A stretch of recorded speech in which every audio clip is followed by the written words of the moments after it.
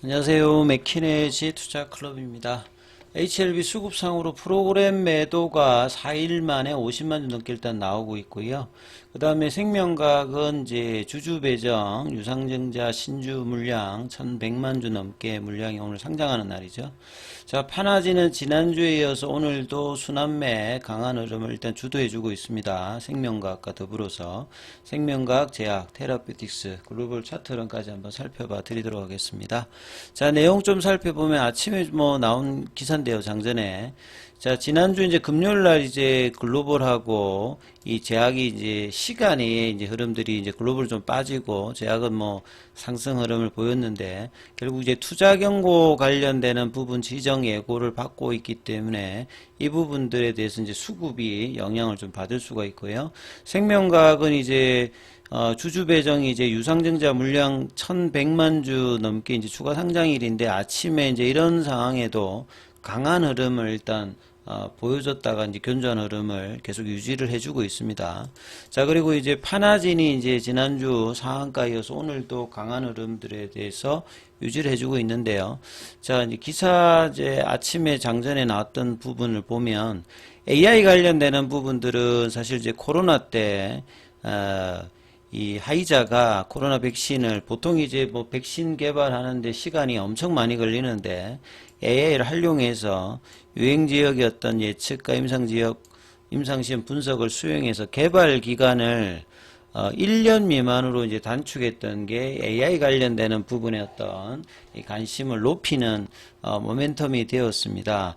자, 그리고 이제 AI가 2022년 말부터 이제 작년도 올해 시장에 이제 글로벌 어떤 핫한 부분들을 이끌고 있는 가운데 이 신약 관련되는 부분에서 보통 이제 10년 이상의 기간과 1조 이상의 비용이 많이 들다 보니까 최근에 이제 ROIC가 계속 줄고 있습니다. ROIC가 줄고 있다는 말은 투자 대비해서 결과물이 계속 줄고 있기 때문에 빅파마 입장에서도 이런 부분들을 낮추기 위해서 이 개발 가는 그 바이오텍의 지분 투자라든지 아니면 인수 그 다음에 이 비용을 줄이기 위해서 근원적으로 지금 많이 투자를 하고 있는 게 AI 쪽이거든요.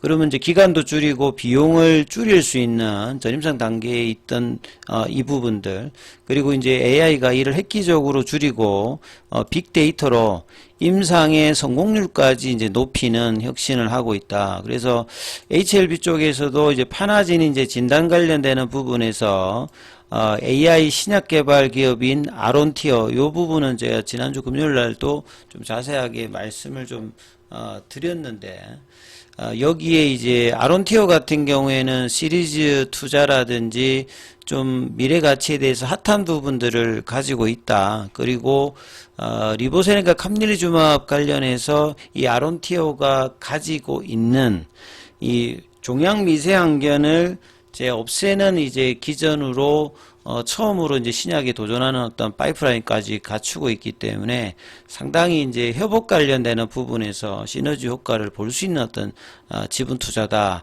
여기에 이제 파나진이 40억, 인베스트먼트가 10억 정도를 투자를 하고 이런 부분들에 대해서 이제 그 우수한 바이오텍을 선별할 수 있는 게 HLB 바이오스텝이 이제 전임상 관련되는 부분을 다루다 보니까 유망 바이오텍들이 이제 전임상 관련되는 부분에 대해서 관련을 지으면서 이제 투자 대상을 좀 잘 고를 수 있는 어떤 능력이 HLB 그룹 전체적으로 이제 높아지고 있죠. 그래서 이제 파나진뿐만 아니라 인베스트먼트도 10억 정도를 들여서 이제 초기 단계의 바이오텍에 이제 지분 투자를 계속해서 이런 부분들이 장기적인 어떤 미래 성장 동력으로 작용하는 어떤 부분에 시너지 효과를 낼 수 있겠죠.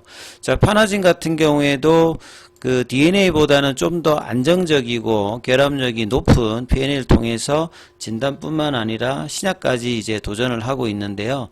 자, 이런 차원에서 아론티의 플랫폼은 한자의 유전체는 이제 유전 자 포함해서 이제 전체적인 어떤 유전 정보라고 보시면 될 거고요.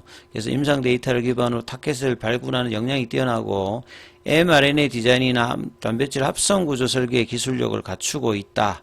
그래서 바이오스 대비 향후에 이제 비임상을 지원하는 어떤 상황이다. 이렇게 좀 보시고요.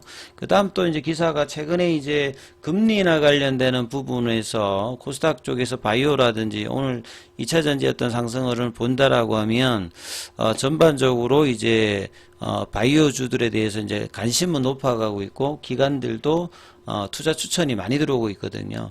근데 예전에는 초기에 바이오주들이 테마 단계에서 움직일 때는 모든 게 이제 같이 올라갔다가 같이 떨어지는 요런 어떤 흐름을 보입니다만, 이후에 이제 바이오텍들의 어떤 성장을 하면서 최근에는 이제 옥석 가리기를 하면서 종목에 따라서 차별 흐름들을 계속 보여주고 있습니다. 그러니까 아직은 이제 금리 인하가 되고 있지 않고 시장의 유동성이 제한적이기 때문에 이런 어떤 이제 선별적인 어떤 상승 흐름을 가기 때문에 무차별적으로 올라가는 거하고 조금 이제 시장의 질이 좀 달라져 있다. 그렇기 때문에 아무 종목이나 하면 안 되고 지속 가능한 성장성을 갖추고 있고 이제 이런 부분인데, 최근에 이제 HLB 그룹주들이 크게 올랐던 부분들은 가장 이제 상업화 관련되는 부분에서 R&D 가치가 높아져 있는 것에 이제 HLB 그룹이 이제 건조해 있는 상태거든요. 근데 유독 이제 국내에서는 동일한 FDA 이제 결과물을 기다리고 있는데, 유한양행이나 오스코텍에 관련되는 리뷰는 굉장히 많이 나오고 있는데 비해서 HLB 쪽은 결과를 봐야 나올 수 있는 어떤 차별화도 지금 나오고 있는 부분인데, 이런 부분들은 결국 결과로 이제 반전을 시켜야 되는 어떤 차원이다 봐야 되겠죠. 이런 어떤 부분에 대해서. 그래서 리보세라님이 이제 5월 17일에 CR레터 관련되는 이후에 이제 급락하고 난 다음에 한 3개월 만에 다시 이제 5월 17일 이전에 그 종가 부근까지 아침에 좀 올라올 만큼 지난주 수요일 날 타입 A 미팅 결과를 알리고 난 다음부터 단기간 일주일 만에 이제 급등의 흐름들을 HLB뿐만 아니라 제약, 생명과학, 테라피틱스, 뭐 글로벌, 파나진까지 전 계열 종목들이 이렇게 강하게 좀 움직이는 어떤 모습을 좀 보여줬다라고 봐야 되겠죠. 그래서 우리 국내에서 이제 바이오 쪽이 이제 2015년도에 한미약품에 이제 라이센스 아웃이 대규모로 벌어지면서 각광을 받았고요. 2017년도는 이 항암제 라인이라든지 자가 면역 질환에서 국내 파이프라인이 이제 관심을 받게 되는 어떤 계기였고, 코로나 때는 뭐 전 세계적으로 바이오주들이 유동성 효과와 더불어서 시장의 주도주로 2021년 9월 달까지 대단한 상승을 보였습니다. 뭐 10배수, 뭐 30배수, 코로나 관련되는 그 치료제나 백신 관련된 종목이 그렇게 했다가, 자, 금리가 인플레 관련되는 부분으로 올라가면서 고점 대비해서 90% 이상 빠졌던 종목들이 굉장히 많았거든요.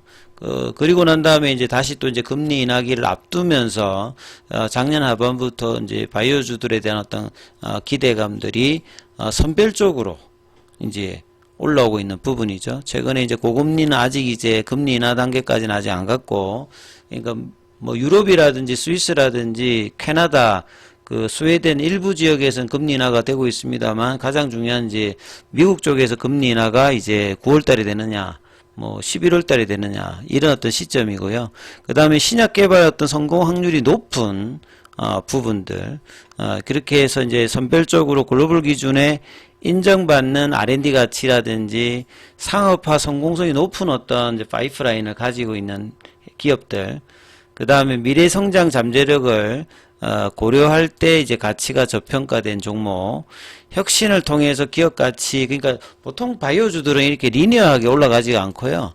갑자기 가다가 퀀텀 점프로 올라가는 게 이제 전형적인 패턴이니까, 이런 이제 재평가 리레이팅을 받을 수 있는 종목들, 특히나 이제 뭐 주가로 보면 HLB 그룹주들도 이런 어떤 이제 평가를 작년 하반기부터 받았고, 이번에 이제 그 리서브미션을 하고 클래스 1으로 만약에 받아서 연내에 결과가 나오게 된다면, 그 성공 이후에는 당연히 이제 리레이팅의 어떤 리포트들은 많이 나올 수 있는 어떤 상황이고, 특히나 제약바이오는 이제 금리 단의 영향을 가장 많이 받는 섹터 중에 하나이기 때문에 이런 매크로 변수뿐만 아니라 자체적인 어떤 펀더멘탈의 개선이 있는 종목들의 강화는 계속 좀 된다 이렇게 봐야 될 거고요.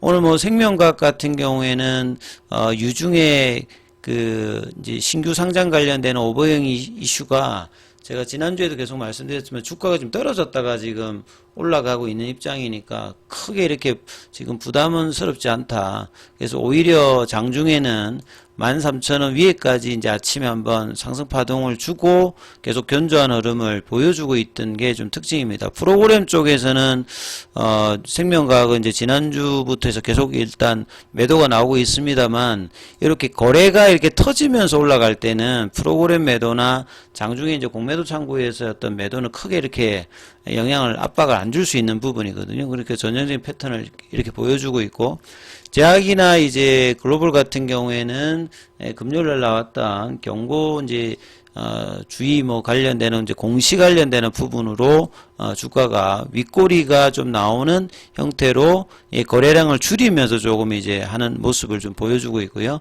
테라피틱스도 거래를 줄이는 어떤 모습을 보여주고 있고요. 글로벌도 마찬가지입니다. 근데 그러면 이제 제한적인 어떤 흐름에서 거래량이 좀 터지고 있는 게 파나진 같은 경우에 오늘이 더 거래량이 터지면서 순환매를 좀 주도하고 있는 모습을 좀 보여주고 있죠. 자, 그리고 이제 뭐 바이오스텍 같은 경우에도 이제 거래량을 줄였고, 그러니까 거래가 터지고 있는 종목 중에서 이제 주도를 하고 있는 게 파나진, 생명과학 같은 경우에도 거래가 이제 금요일 만큼이나 지금 이제 장중에 거래가 계속 일단 나오면서 HLB는 아침에 이제 윗꼬리가 나와서 합니다만 계열 종목에 이제 순환매가 나오고 있기 때문에 전반적인 흐름은 그렇게 뭐 나쁘지 않는 흐름들로 계속 이제 일단 유지를 해주고 있다. 그래서 파나진이 이제 이 흐름들을 오장까지 이어지고 생명과학도 이 흐름을 이어주면서 HLB 쪽에서는 이 볼린저 밴드 상단 태깅을 깨지 않는 흐름으로 유지를 이번 주까지 유지해 주는 게 추가 상승에서는 중요하기 때문에 이 부분들을 중심해서 살펴보셔야 되고요. 자, 장중에는 무료 카톡방 진행되고 있습니다. 문자로 참여 남기시면 입장 코드 보내드리고 있으니까 참조하시면 되겠습니다.